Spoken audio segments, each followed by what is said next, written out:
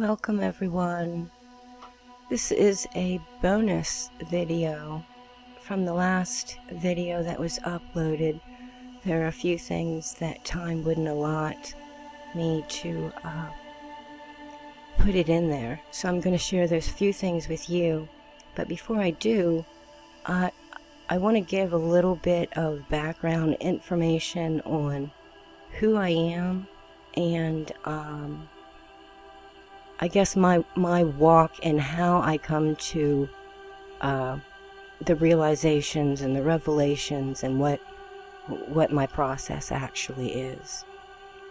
I just turned 51 years old yesterday, and thanks to Sam, shout out to Sam, I didn't know that John the Baptizer, that they say that they dubbed him with June 24th as his birthday. Pretty interesting, and it makes me understand why I feel an urge to I guess teach the way that I teach on this channel. Most people who are speaking about spirituality and especially the sacred secretion, they all pretty much safely stay within exoteric kind of terms. They all relate the Bible scriptures to the Zodiac and to the houses, the constellations, the sun, the moon, and then they go inside of the body, but still in an exoteric fashion, because we're talking about real matter, flesh and bone. So we speak about the oil and how it travels through our body, through the spinal column and the water, and sits down below for the 3 days and rises. But no one, to my knowledge, stops. Well, they don't stop there. Well, they do stop there, but they don't stop there. They stop there. As for going any deeper, like the true esoteric, like your spirit and your soul and what all of that means, and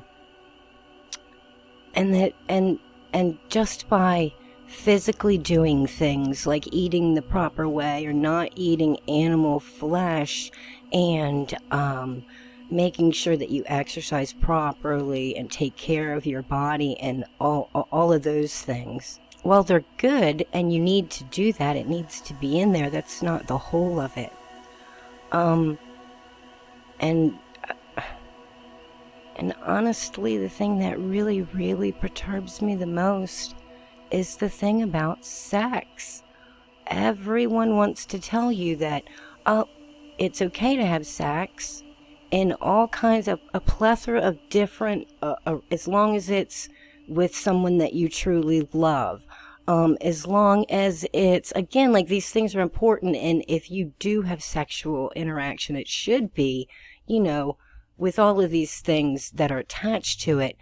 But everyone just seems to think that if you abstain from sex for 3 days, that bada bing, bada bam, like, you're good to go for the other 27 days out of the month. I don't understand that at all. I mean, I do get it. I don't stand under that, but I do comprehend it. I get what's going on. People want to have one foot on one plane and one foot over in the spiritual, because they don't want to give up completely that physical side. I want to say that I don't watch anyone on YouTube that teaches things. It maybe sounds arrogant or but honestly, I'm trying not to tempt the Lord, my little G God, because big G God can't be tempted, as the Bible says, but the little one can. And I have seen a few sporadic videos of other people who are teaching these things, and I get very angry because all we speak about is the eating stuff and the stars and how the Zodiac and the Bible and the scriptures, and that's that. But what else? It's all just here and what we can see and touch and whatever. No one gets in, continues to go inward with it, and that's upsetting to me. So I really don't go and watch other people because I don't want to tempt my lower self into judging them for I can't judge them, not my spot. And I know that if I go and I hear something, once I've already heard, like a lot of people say, oh, well, I just take the good stuff, and then with the bad stuff that they say, I just discard that. And then I think, well, where, if you're taking their good stuff and they do have bad stuff that you need to discard, then, like, shouldn't you put into question the good stuff? Like, what spirit is driving that? You know? Or are you sure that that's okay? Anyway, I'm not going to mention any names, but there's like a couple, I'll say 3 or 4 people who are hot. Like, if you say sacred secretion and this kind of stuff, people will say this channel, this channel, this channel, and this channel, like 4 or 5 people. I'm going to say that 3 of them specifically, I can't go because I've seen some videos, and one in particular tells you, as for being celibate completely, like all for the 3 days, it's not 3 days anyway, in 6 days, God, quote, God created the heavens and the earth. You can't get away with 3 days. If you're even going to go with that 3 days thing, the sacred secretion for the no sex, you better go with your full 6. You ain't going to get there otherwise. But I'll regress from that and say that this person said that sacred secretion, oil, those little bit, you can do it then. But to be celibate 24/7, impossible. Don't even try to do it, because you'll never get there. So why torture yourself? You're man. That's what you were made to be. And I got so infuriated that I had to click off. Because again, my little g God was huge on the judgment thing, but then my bigger self, I just mentioned my birthday. I'm a Gemini Cancer cusp. My rising is Virgo, so Mercury over there, and the moon. And my moon is Aquarius. So, like, as for humanitarianism, that's what gets me. That's why I get angered, because I think, oh my goodness, all these people are listening to you, and you just told them, don't even attempt celibacy. Don't even attempt it. Not gonna. And so they won't. And that is not good. And immediately in my head, I heard, get behind me, Satan, Peter. And then I heard Paul saying, hey, you're a thorn in my side. Yeah, not good. So here's what I want to say. I'm not here to say, only listen to me. No, actually what I'm saying is, everyone that you listen to, find out what their core, their foundational things are, and if they help you, lead you to higher spiritual revelations and not just the physical ones.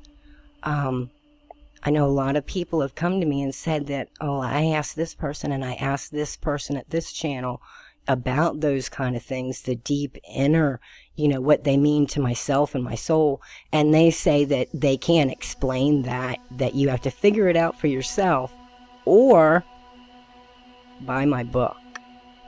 What? Okay, if you can't explain it, then you shouldn't have a book about it. And, the whole thing about selling a book, again, see, I'm starting to get all judgy and stuff. I'm just saying, be wary of everyone that you're watching and that you're listening to, and test the spirits. Test your spirit that's listening to their spirits and see who they're working with. That's all. Do it with me. Absolutely. Everything that I show you, I try to show as much as I can to like lead you to where you should be, and I'll certainly ask any questions.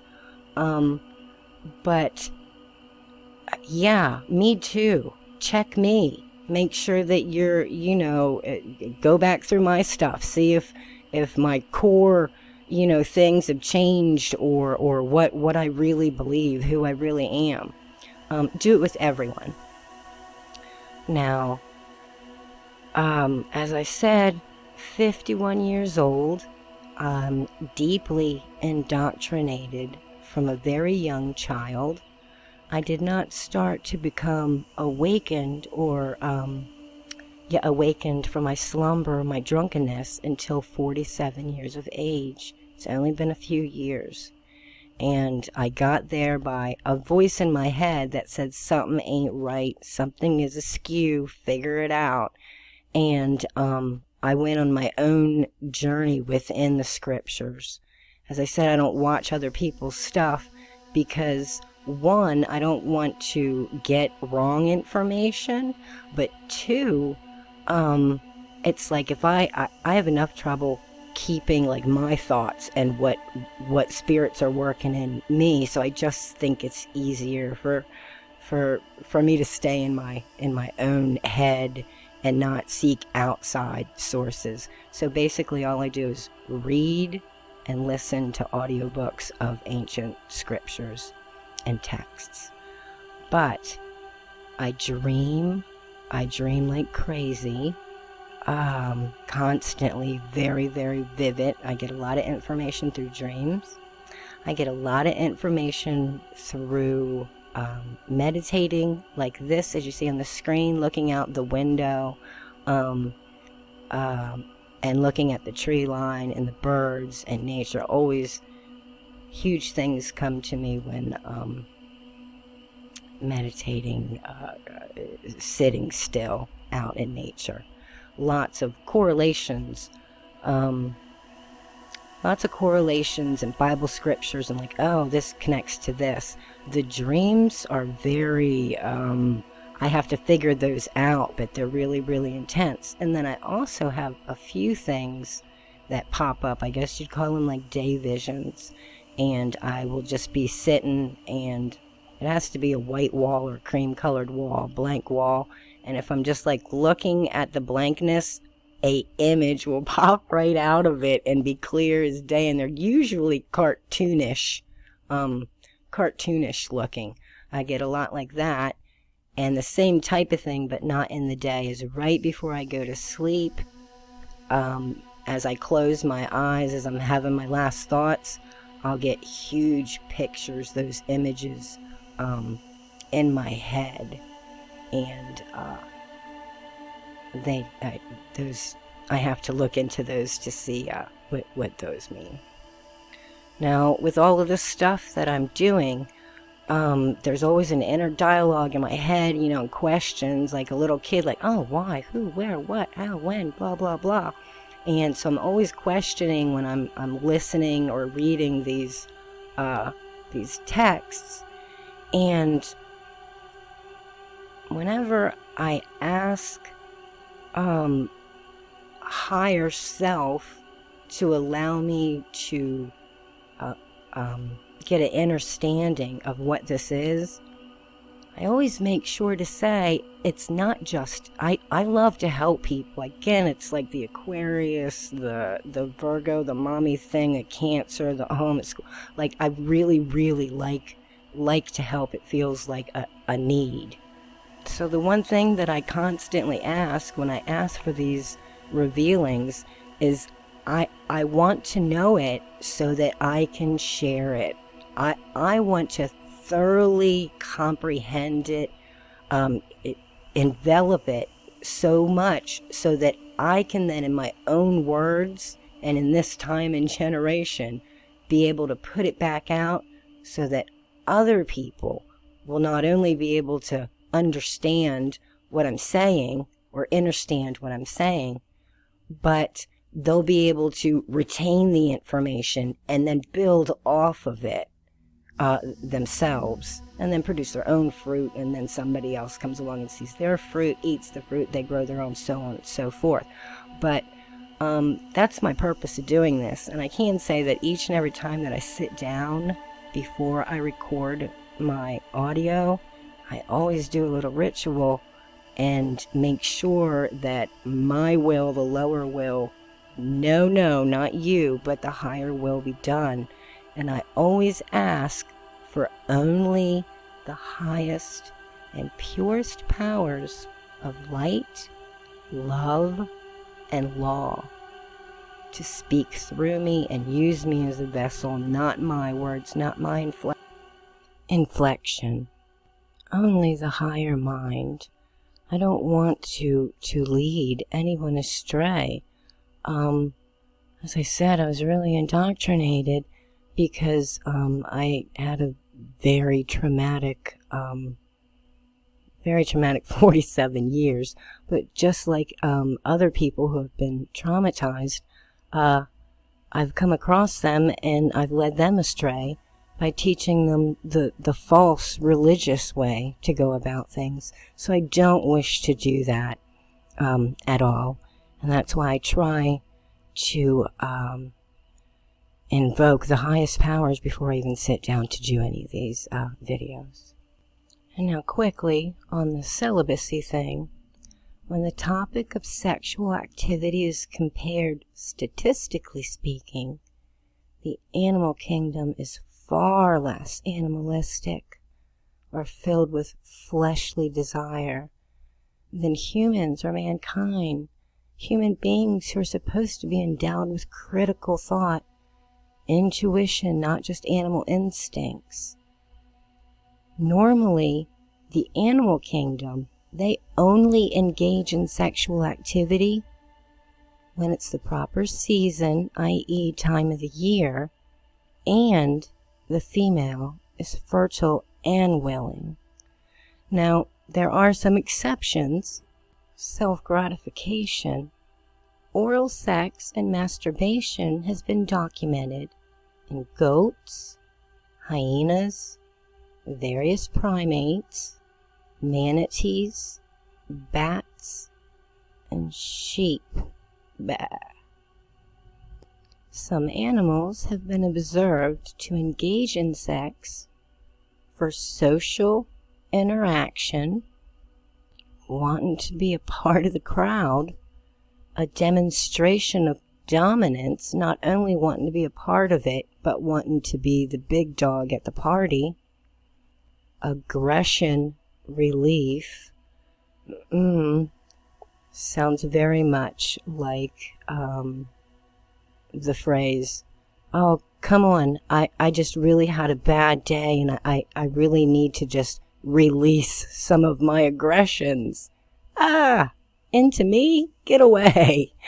Or in exchange for significant materials, i.e. hoeing yourself out for stuff. Again, these are, statistically speaking, these things that I've just said are the minority. The majority of the animal kingdom, only time that they're doing what they're supposed to be doing is for a purpose. For a purpose. And I won't say anything else about it. Again, I've said it in many other videos, but just felt the need to come and say it again. June 24th, John the Baptist Day, I guess.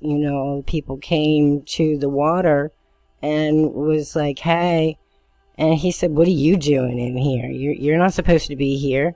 You're not naked. You can take off your clothes to get into this water. You're just hanging out, seeing what you can see, trying to spy and get some info. He said, be gone. I think he called them vipers even. But at any rate, like I said, I'll digress now from this, but that's what I'm saying. Y'all should be celibate. If you're not actively creating babies, then,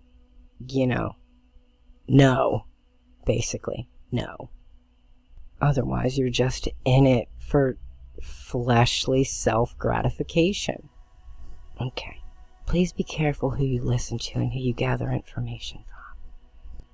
The treatise on the resurrection, and I'll leave the PDF link in the description box below, says, there are some, my son, Reganos, who want to learn many things. They have this goal when they are occupied with questions whose answer is lacking. If they succeed with these things, they usually think very highly of themselves. But I do not think they have stood within the word of truth. Gospel of Philip, I'll leave the link in the description box below. And so he dwells either in this world or in the resurrection or in the middle place. And God forbid that I be found there. In this world there is good and there is evil. Its good things are not good, and its evil things are not evil. But there is evil after this world, which is truly evil, what is called the middle. It is death. I interpret that, the middle, as the lukewarm. God said, I'd rather you be hot or cold. So in the resurrection, the hot, or in the world, that's the cold. But in the middle, oh, God forbid I be caught in the middle. I say that the bottom, now this is just one interpretation, but the world or below, we can say atheist, people who do not believe in any ever after, any God whatsoever. It's just the earth, we're here, this is it, that's it, right? That's the bottom. The middle is those people who haven't reached the top, but they're getting the light or the shadow. They're enveloped in shadow, which they think is light, which is the incorrect light. It's actually the darkness because it's in the middle. Those are religious people. All of the religions who are teaching and believing all of these gods and these a way out of your turmoil is through some other being and not yourself. Religion, basically. The bottom, the world, atheist. The middle, where you don't want to get caught, is all of that religiosity and that false truth. You need to be in the resurrection, the top part. And I truly believe that I've went through everything that I have, been indoctrinated and went through. I wouldn't have grasped so much had I not had such a torturous life. And that is the same with all people who are in religion really deep. They're hurting very bad. They're lacking all around them, within themselves. They're looking for help and love. And that's why people get stuck in religion. So we don't need to be stuck there. That's actually the real evil. Better for you not to believe in anything at all, or believe the truth, hot and cold, but you right in the middle of it, oof, not good. Not good at all. In Revelation, unto the angel of the church of the Laodiceans write this: these things saith the Amen, the faithful and the true witness, the beginning of the creation of God. I know thy works, that thou art not either cold nor hot. I would thou wert cold or hot. So then, because thou art lukewarm, Luke, or loose, or loosey, light warm, lukewarm with light, and neither cold nor hot, I will spew thee out of my mouth. Because thou sayest, I am rich, and increased with goods, and have need of nothing, and knowest not that thou art wretched, and miserable, and poor, and blind, and naked. They grope in the darkness without the light. He makes them stagger like drunkards. It's the lower man, the lower guy, Pan Man. This comes from Summer of the Extracts from the Books of the Savior. PDF link I will leave in the description box below.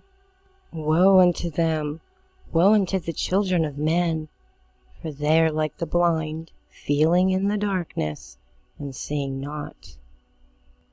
The Gospel of Thomas, link in the description box. Jesus said, when you strip without being ashamed, and you take your clothes and you put them under your feet like little children and trample them, then you will see the Son of the Living One, and you will not be afraid. When you can get naked, take your fleshly garments, all of the things that you're wrapped in, you can take those off and throw them down on the ground to be trampled on. Then you'll see the Son of the Living One. And they brought the colt to Jesus, and they cast their garments on him, and then Jesus sat upon him. They also threw them on the ground as well as palm fronds. But let's get into this colt. Go to the village ahead of you, and at once you will find a donkey tied there with her colt by her. Untie them both and bring them to me. If anyone says anything to you, say that the Lord needs them, and he will send them right away. The two donkeys. The big donkey, Asellus australis.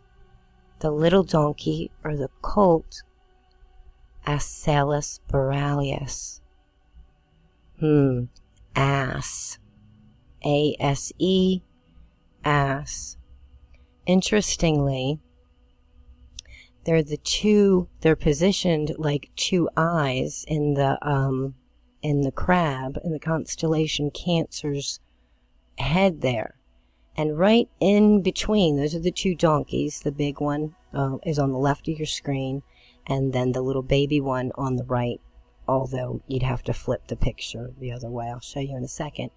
But those are the two donkeys that were called upon, and the baby one is the one that was to be ridden. Right in between those two is called the beehive, or the manger. And since we're talking about Cancer and John the Baptizer, pretty sure that this is where he was getting his wild honey from. Now, the constellation of Cancer is split basically, or it's split into two parts: Ursa Major and Ursa Minor. Ursa Major means the big or the great bear, and the Greeks substituted the Hebrew word for bear to dove. Again, the Spirit came down upon Jesus like a dove. And so they substituted the Hebrew word for bear to dove for the word sheepfold. So we have the greater sheepfold, or the greater flock, Ursa Major. And then we have Ursa Minor, the lesser sheepfold, or the lesser flock, or the smaller flock. And Polaris, which is the brightest star in the tail of the baby bear, is a triple star. It consists of a yellow supergiant and then two white main sequence stars that rotate or orbit around each other. In 1 Peter chapter 5, to the elders among you, I appeal as a fellow elder and a witness of Christ's sufferings, who also will share in the glory to be revealed. Be shepherds of God's flock that is under your care, watching over them, not because you must, but because you are willing, a willing vessel, to serve, not lording it over those entrusted to you, but being examples to the flock. Your fruit. They will know you by your fruit. And when the chief shepherd appears, you will receive the crown of glory that will never fade away, which is in reference to the wisdom of the higher mind, the higher Buddha Manas.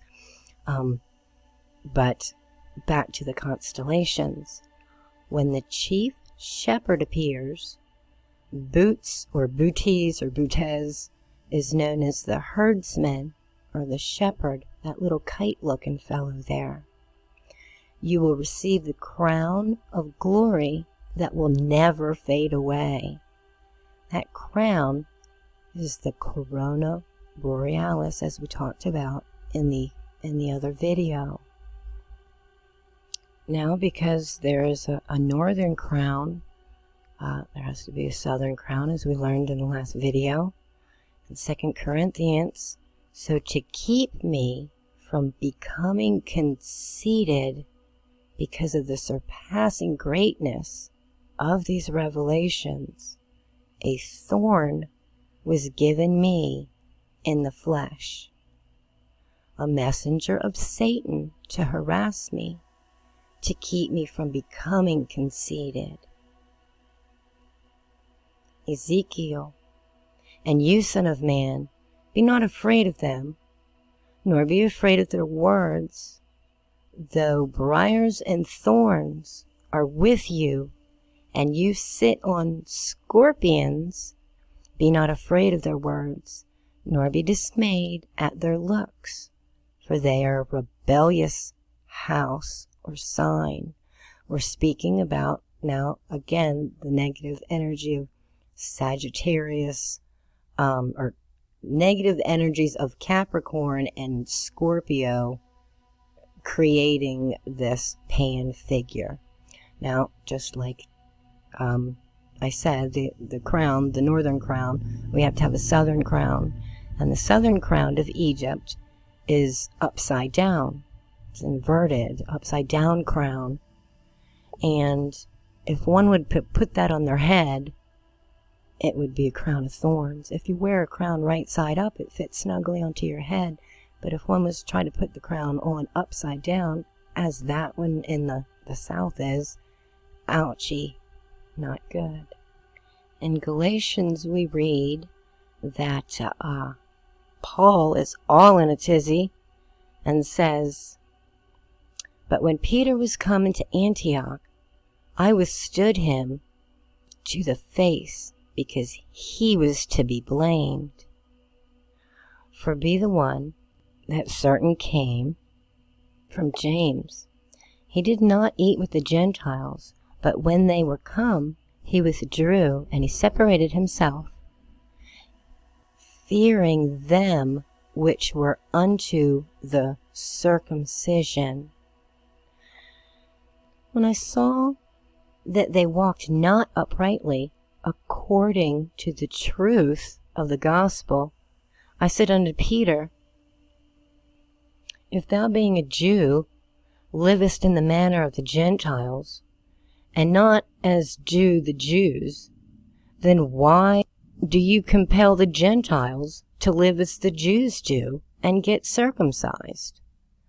Now, circumcision is not about cutting the end, the foreskin off. Absolutely not. In the Bible it tells you before people started to do that, carve on themselves. I mean, I am aware that it was an Egyptian thing and it was for cleanliness and hygiene and blah. However, the Bible, for this, what we're saying, to keep it in context, the Bible tells you first, do not cut yourself. Do not take stone, sharpened stone, i.e. the flint, and cut your flesh. And then right out, see, now that was big G God, that was higher mind. And then little mind God came along and said, okay, now get some flint, get some stuff that other guy said absolutely not. Sharpen it up and At any rate, the circumcision is supposed to be cutting off and sacrificing the fat thereof. In Psalms, you'll read that it says over, I think it's Psalms and Proverbs, maybe Song of Solomon, right in there somewhere. But it'll tell you over and over again that you're supposed to circumcise your heart. Your heart. All of the blackness and the foul stuff, the anger, the vitriol, the bitterness, the ego, I'm the best, this, and all of the fleshly, I want my cake and eat it too while I'm down here. I want to be a god, but I want to definitely play on the man part of the man-god thing. And you also notice I didn't mention it. I'm not going to get in too much into it because I keep saying the higher mind and the lower mind. Yeah, the big head and the little head. And Peter, my friend there, his member, or his cross, is right. Well, we'll just say that it's a phallic symbol and everything. Everything's working out together there. In the Acts of Peter, he approaches the place of execution and he gives a speech to the people and the cross. He concludes by saying, "But it is time for you, Peter, to surrender your body to those who are taking it. Take it then, you whose duty it is. I request you, therefore, executioners, to crucify me head downwards in this way and no other," i.e. the Southern Crux or the Southern Cross. Definitely using the lower or the little mind, I will say, and just leave it at that. Peter Pan. Peter, son of Pan, Scorpion Capricorn. Peter Pan visits children at night in the darkness. Same time frame as our friend Peter, or Pan Sagittarius, those negative energies of Scorpio and Capricorn. Those are the absolute darkest, the longest amount of darkness in a day. Hardly any light, lots and lots of dark. But also metaphorically, because in darkness, enveloped in the shadow and thinks that it's light. Peter Pan convinces children to leave their home where they're safe and join him where he lives, and never grows up. He never elevates or ascends. He stays naive, never gaining any higher thinking or wisdom. So he never grows up, Peter Pan. And he lives in Neverland. Neverland. Don't ever land there. Never. Don't let it be your landing spot. And he has a little band or little group of misfits that all adore him greatly and hang out with him and live there in Neverland, where you shouldn't ever land. And they're called the Lost Boys. Just not good. Not good. Watch out for the lower manas. Peter Pan. And you'll also notice that this is a Walt Disney picture, and they just so happen to have Peter taken the kids away right, her foot's on the 3 o'clock mark at 3 a.m. So much information. And here again, I just want to show you really quick the two crowns. The southern, the upside down, the thorny crown is over there where Pan is, and then the upright one is where we seen John and Jesus hanging out there. But I want to blow it up for you and show you something. Let me get in here and show you up here, right? Okay. here's the shepherd, the boots, right? There's Draco the dragon. What was I wanting to show you here? Oh, that's right. I wanted to show you Cygnus, the Northern Cross. We have the Northern Cross. We have the crown, or the Northern Crown, and we have the shepherd right here, right in Cancer, with the Ursa Minor, in between Ursa Minor and Ursa Major. But what I wanted to show you that was really cool is because I told you in the beginning of the video, like I see flashes of things in my mind's eye, and I had no idea until I made these videos this past week or so what these couple visions that I had were. First of all, I want to say again, like this section right here, this is my birth date, so that's really cool. But my apartment that I live in, my bedroom is right here. It is so cool. If I looked out my window, I definitely see Ursa Major, Ursa Minor, and I can see the boots, or the kite, or the shepherd.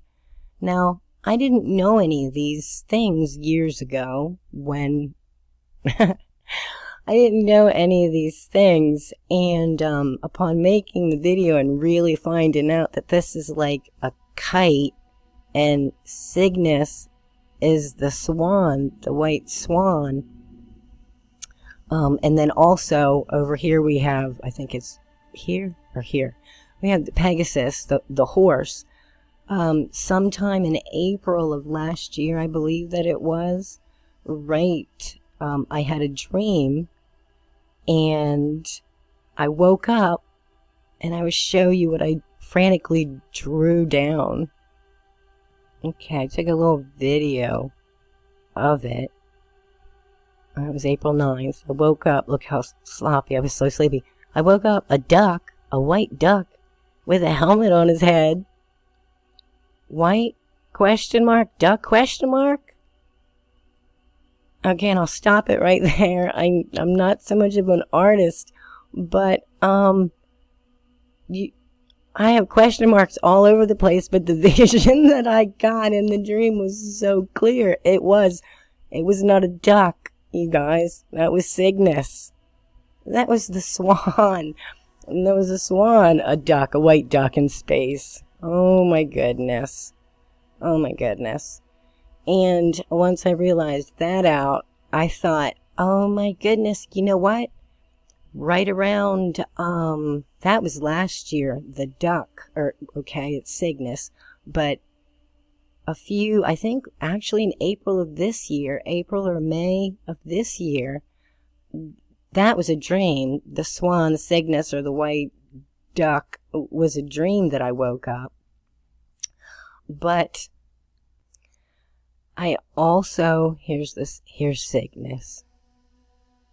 Here's the swan. And here's Pegasus, and here's the little baby. Here's the little, the baby horse. And I had one vision before. These next two things I'm going to tell you are right before I went to sleep. But these were this past year, I'm pretty sure. In April or May. Right before I went to sleep, closed my eyes, and I saw a huge eyeball. Just an eyeball with these huge eyelashes, and I stepped back a little bit from it, and I saw that it was the eye of a horse. It was kind of like bluish, grayish, and had huge, really thick eyelashes. And I was like, what's that? Now I know it was the eye of Pegasus, or this little horse, because everything that I saw was right in here. Saw the horse in my mind's eye, dreamt about the duck in space, swan, up there. And then also I had a flash vision. The very first one was Boots, or the herdsman, the shepherd. I saw a kite. First, when I closed my eyes, I saw it, and I said out loud too. I said triangle. I was like, triangle upside down. has a line off of the triangle. I was like, oh, it's a kite. A kite? What does a kite have to do with anything? And now I'm quite aware of what was going on. All of this is sleep time. This is where my bedroom is positioned, and it happens to be where my sun's sign, right in through here. So, and then I'll share 2 pages out of another notebook, because you can actually read them in most of my notes. You really can't. But very tired from making images and doing all of this work. It takes a lot energetically out of you, so I'm not going to zhuzh it up and write it down. You guys can just read it from my notebook. But this is another one of those. I'm sitting out, usually out on the fire escape stoop, and looking out at the tree line, out at the sky. And these next 2 things came to me. Vowel, V-O-W-E-L, a vow, L, God, a vow God. A vow is an oath or a contract, a god of oaths and contracts. I like that Capricorn time. The god of oaths and contracts are bindings, they're commitments, bindings, restrictions, also leases, and leases to re-up or recommit or do it again. Words are swords, and we need to stop ourselves. And I scribbled out a word, because words are swords, and I put in stop. We need to stop ourselves from using the term I release, because usually it has negative aspects attached to it. You know, I release all of my pain and my this and my that and my doubt. No. In reality, you're agreeing to or re-upping your contract or your commitment to those negative aspects. I want to release. I want to re-up my lease on all of these negative commitments. And what is a commitment? A commitment is engaging in an act, and an act makes us then an actor. And actors perform in plays, and plays are a game, and it's time to quit their game and play it under your terms. There, meaning the lower aspects and energies. History. Well, this goes along with how I come up and how I check myself. How I check myself with all of the revelations and the interpretations that I get. When they come into my mind, I have to go and check history and check science and all of the other, all religions, all religious materials, and see what happens. It's like a checks and balances. History plus science plus religion equals mystery. His story is his story, H-I-S-S-T-O-R-Y. Mystery is my story. Science, history, and religion. So we have 1, 2, 3 things that I use to check myself, or test the spirits maybe. And scriptures tell us that where there are 2 or 3 gathered together in my name, and gathered together means to agree with one another or to strengthen one another. So where 2 or 3 are agree or strengthened in my name, reason or logical thinking, wisdom along with thinking, I am there in the midst or in the middle or in the midst of them. The mist, the mystery, my story. The mystery, the way, the truth, and the spiritual life. Within history is mystery, and within his story is my story and your story. That's it, folks. Bada bam, bada bing. I am completely drained, tapped. I was filled up and I have poured out, and now I'm going to take probably a week or so and just rejuvenate and be refilled. Love yourselves, love each other unconditionally. Start healing yourselves within and not just without. Start seeking the deeper understandings, inner standings of what all of this is about. It's all leading you inwardly. This is about our soul, the portion of us that doesn't die, that is immortal, that is always is and always will be. Our trip throughout the incarnations, it's very, very difficult indeed, but we can't grow and we can't ascend unless we get some of the physical stuff that I spoke about earlier under control. We have to get that kind of stuff under control, and we have to dive deep into all of the emotional pain and anguish that makes us do these other things. That's where you need to heal. Unless you get in there and deal with very, very hard issues and subjects, you're never going to ascend. And you're not going to ascend by running around and saying that I'm hashtag woke because I only have sex 27 times out of the month instead of 30. Yeah, I'm pulling back from that again. It's just the Virgos. I feel like wagging my finger and going, now listen, there's an appropriate time and appropriate place, and if you're not making chidlets, it's all done. I will say that the Catholic, they have all of their truth is all in there. They just don't explain why, and sometimes they flip it upside down so that it looks like it's the opposite. But they certainly do have a big thing about no sexual contact unless you making babies. They're very much about you're not supposed to do it unless there's a divine purpose. So I will give them that. All right, that's it. I went over.